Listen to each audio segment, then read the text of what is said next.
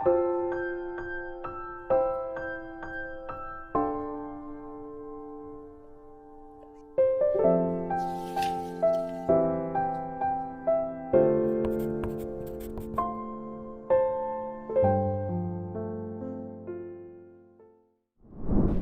23일) 오늘의 하이라이트는 사무엘하 16장에서 18장입니다.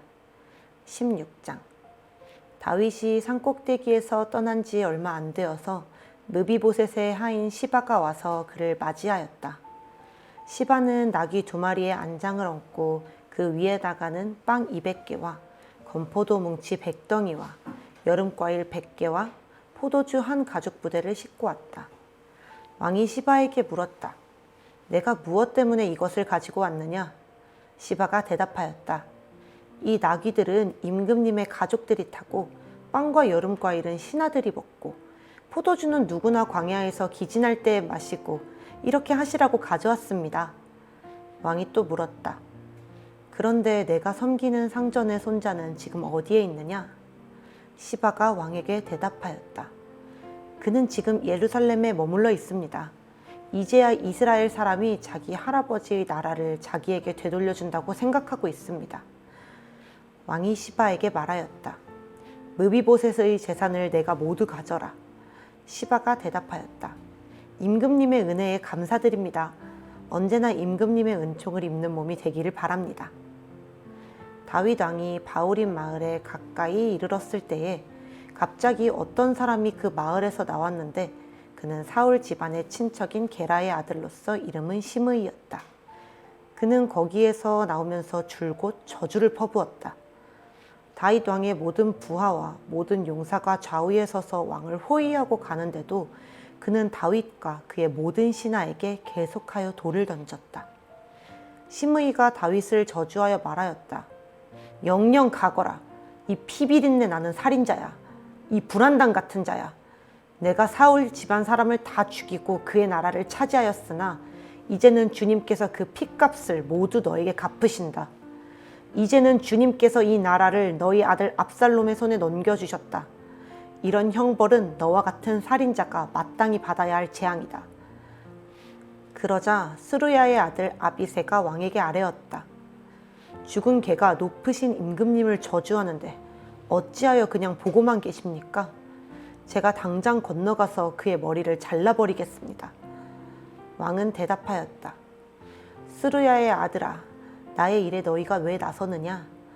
주님께서 그에게 다윗을 저주하라고 분부하셔서 그가 저주하는 것이라면 그가 나를 저주한다고 누가 그를 나무랄 수 있겠느냐?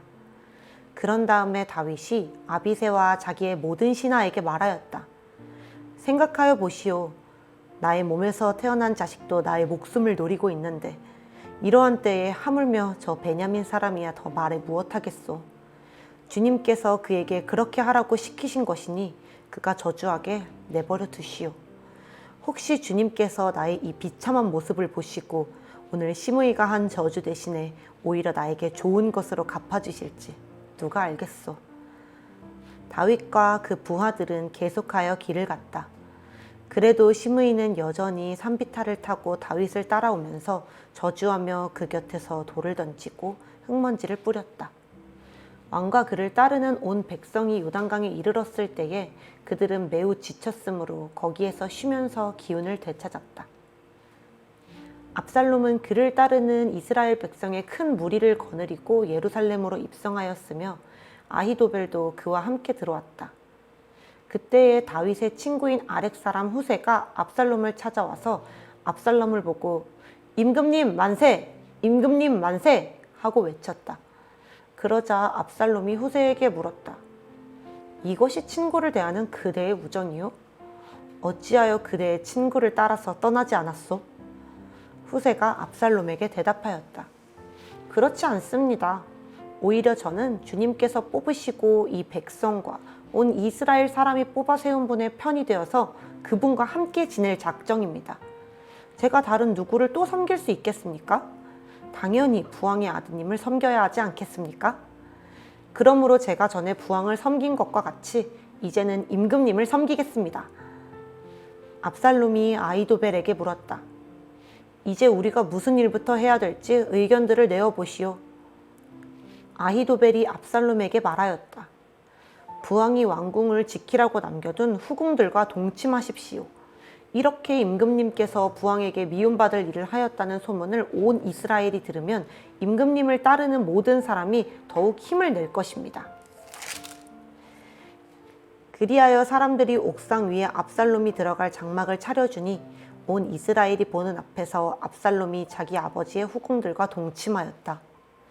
사람들은 아히도벨이 베푸는 모략은 무엇이든지 마치 하나님께 여쭈어서 받은 말씀과 꼭 같이 여겼다. 다윗도 그러하였지만 압살롬도 그러하였다. 17장.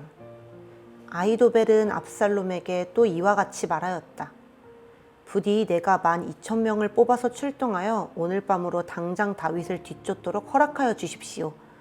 그가 지쳐서 힘이 없을 때에 내가 그를 덮쳐서 겁에 질리게 하면 그를 따르는 모든 백성이 달아날 것입니다.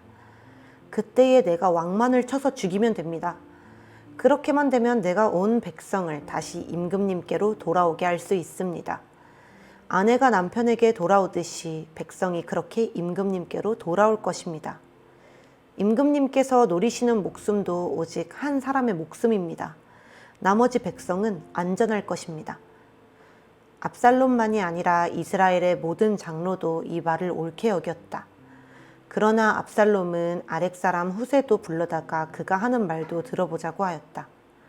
후세가 압살롬에게 오니 압살롬은 그에게 아히도벨이 한 말을 일러주고서 그 말대로 해야 할지 말아야 할지를 묻고 또 다른 의견이 있으면 말하라고 하였다. 후세는 압살롬에게 아히도벨이 베푼 모략이 좋지 않다고 말하고 그 까닭을 설명하였다.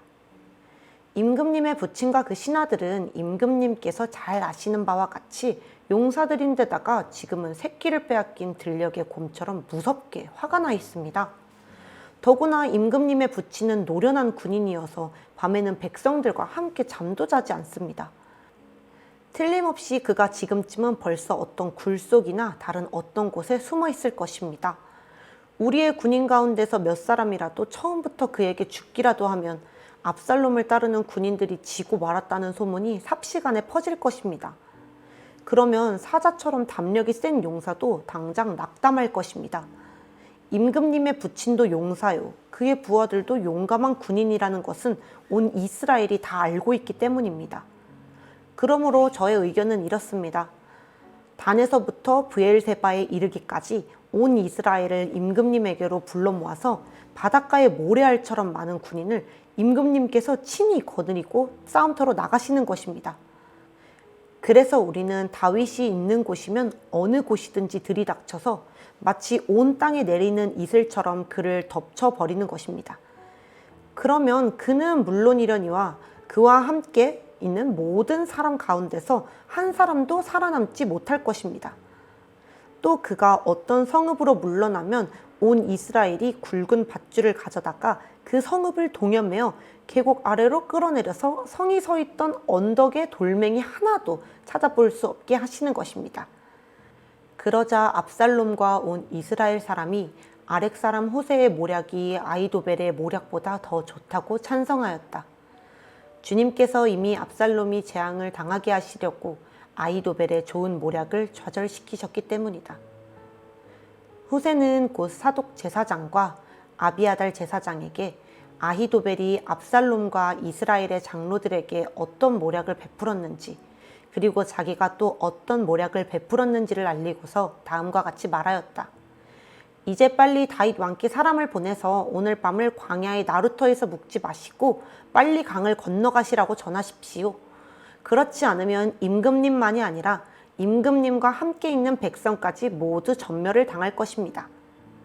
한편 아비아달의 아들 요나단과 사독의 아들 아히마아스는 예루살렘 바깥의 엔 로겔샘터에서 대기하고 있었다. 그들은 사람들의 눈에 띄지 않으려고 성 안으로 드나드는 것을 삼갔다.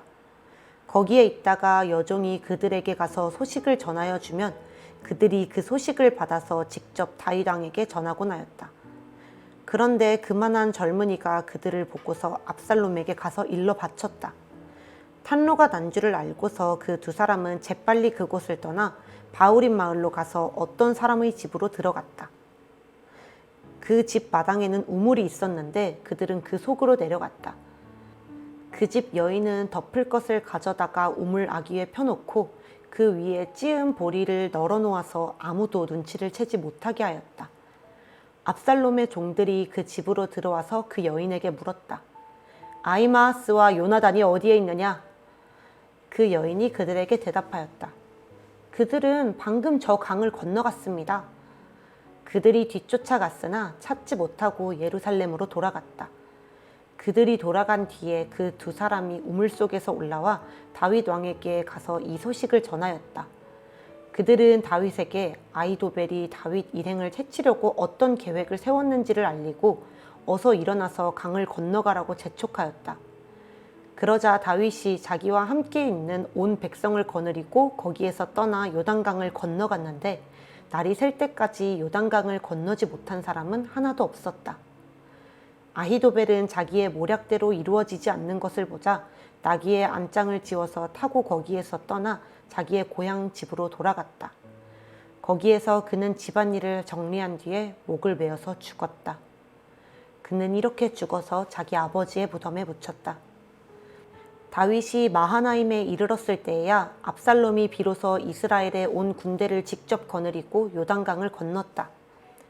압살롬은 요압 대신에 아마사를 군지휘관으로 세웠는데 아마사는 이드라라는 이스마엘 사람의 아들이다. 이드라는 나하스의 딸 아비갈과 결혼하여 아마사를 낳았는데 아비갈은 요압의 어머니 스루야의 여동생이다. 이렇게 온 이스라엘과 압살롬이 길르앗 땅에 진을 쳤다. 다윗이 마하나임에 다다르니 암몬 족속의 도성 라빠에서 나하스의 아들 소비가 찾아오고 로데발에서는 암미엘의 아들 마길이 찾아오고 로글림에서는 길르앗 사람 바르실레가 찾아왔다.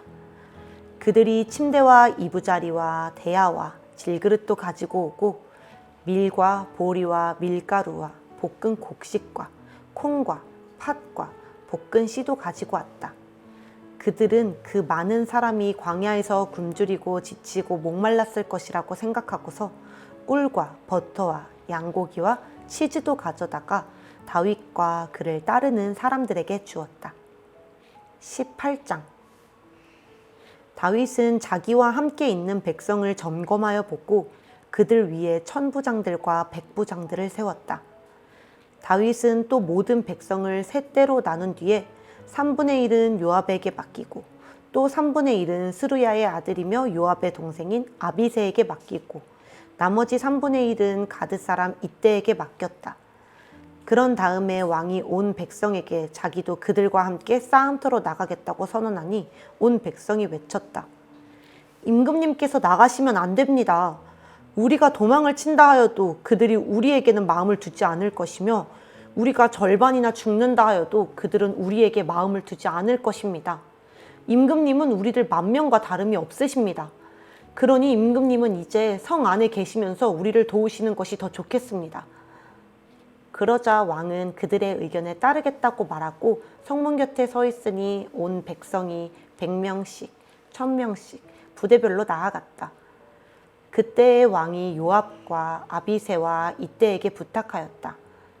나를 생각해서라도 저 어린 압살롬을 너그럽게 대하여 주시오. 왕이 압살롬을 너그럽게 대하여 달라고 모든 지휘관에게 부탁하는 말을 온 백성이 다 들었다. 다윗의 군대가 이스라엘 사람과 싸우려고 들녘으로 나아가서 에브라임 숲속에서 싸움을 하였다. 거기에서 이스라엘 백성이 다윗의 부하들에게 패하였는데 그들은 그날 거기에서 크게 패하여서 2만 명이나 죽었다.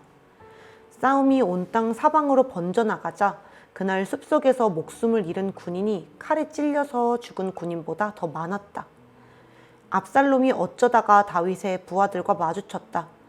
압살롬은 노새를 타고 있었는데 그 노새가 큰 상수리나무의 울창한 가지 밑으로 달려갈 때에 그의 머리채가 상수리나무에 휘감기는 바람에 그는 공중에 매달리고 그가 타고 가던 노새는 빠져나갔다.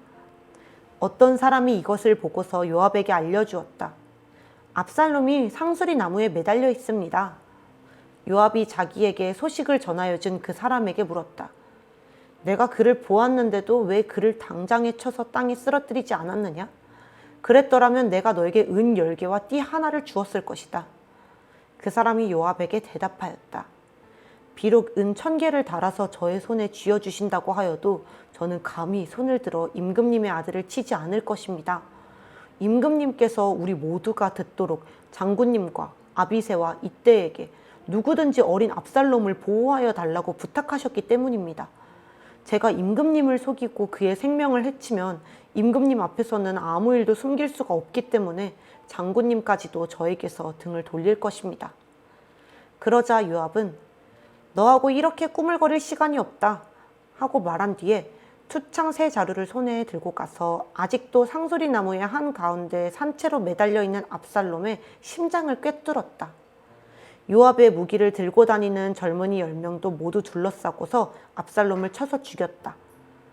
그런 다음에 요압이 나팔을 부니 백성이 이스라엘 사람을 뒤쫓다가 돌아왔다. 요압이 백성에게 싸움을 그치게 하였기 때문이다. 그들은 압살롬을 들어다가 숲속의 깊은 구덩이에 집어던지고 그 위에다가 아주 큰 돌 무더기를 쌓았다. 온 이스라엘 사람들은 도망하여서 저마다 자기 장막으로 돌아갔다. 평소에 압살롬은 자기의 이름을 후대에 남길 아들이 없다고 생각하여 살아있을 때에 이미 자기 비석을 준비하여 세웠는데 그것이 지금 왕의 골짜기에 있다. 압살롬이 그 돌기둥을 자기의 이름을 따서 불렀기 때문에 사람들은 그것을 오늘까지도 압살롬의 비석이라고 한다. 그때 사독의 아들 아히마아스가 요압에게 말하였다. 제가 임금님에게로 달려가서 주님께서 임금님을 원수에게서 구원하셨다는 이 기쁜 소식을 전하겠습니다. 그러나 요압이 말렸다. 오늘은 아무리 좋은 소식이라도 내가 전하여서는 안 된다. 너는 다른 날 이 좋은 소식을 전하여도 된다. 그러나 오늘은 날이 아니다. 오늘은 임금님의 아들이 죽은 날이다. 그리고는 요압이 에티오피아 사람에게 명령하였다. 내가 가서 본대로 임금님께 아뢰어라. 그러자 그 에티오피아 사람이 요압에게 절을 하고 달려갔다. 사독의 아들 아히마아스가 또다시 요압에게 말하였다. 저에게 무슨 일이 일어나도 좋으니 저도 저 에티오피아 사람과 같이 가서 보고할 수 있도록 허락하여 주십시오. 그러나 요압은 또 말렸다. 아히마아스야, 내가 왜 가려고 하는지 모르겠구나. 내가 가보아야 이 소식으로는 아무 상도 받지 못한다. 아히마아스가 또다시 말하였다. 저에게 무슨 일이 일어나도 좋으니 저도 가겠습니다. 요압이 그에게 말하였다. 그렇다면 더 말리지 않겠다. 아히마아스는 요단 계곡을 지나는 길로 달려서 그 에티오피아 사람을 앞질렀다.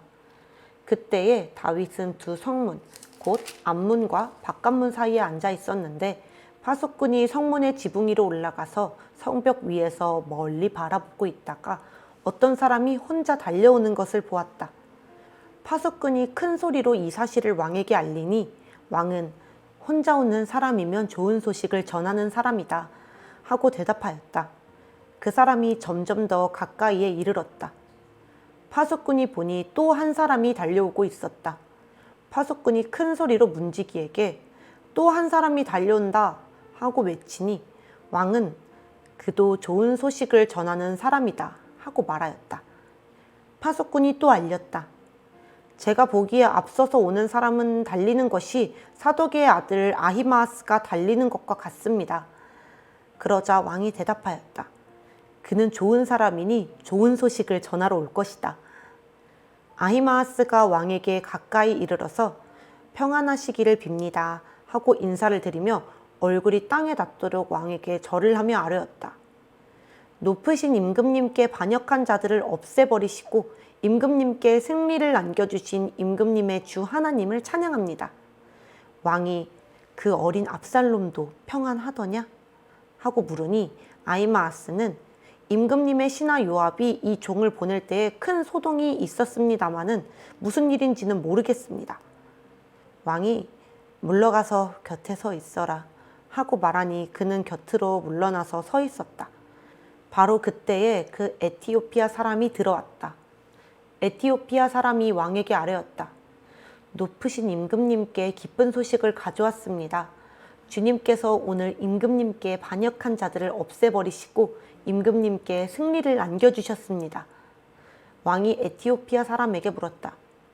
그 어린 압살롬이 평안하더냐? 에티오피아 사람이 대답하였다. 높으신 임금님의 원수들을 비롯하여 임금님께 반역한 자들이 모조리 그 젊은이와 같이 되기를 바랍니다. 왕은 이 말을 듣고 마음이 찢어질 듯이 아파서 성문 위의 다락방으로 올라가서 울었다. 그는 올라갈 때에 내 아들 압살롬아, 내 아들아, 내 아들 압살롬아, 너 대신에 차라리 내가 죽을 것을, 압살롬아, 내 아들아, 내 아들아 하고 울부짖었다.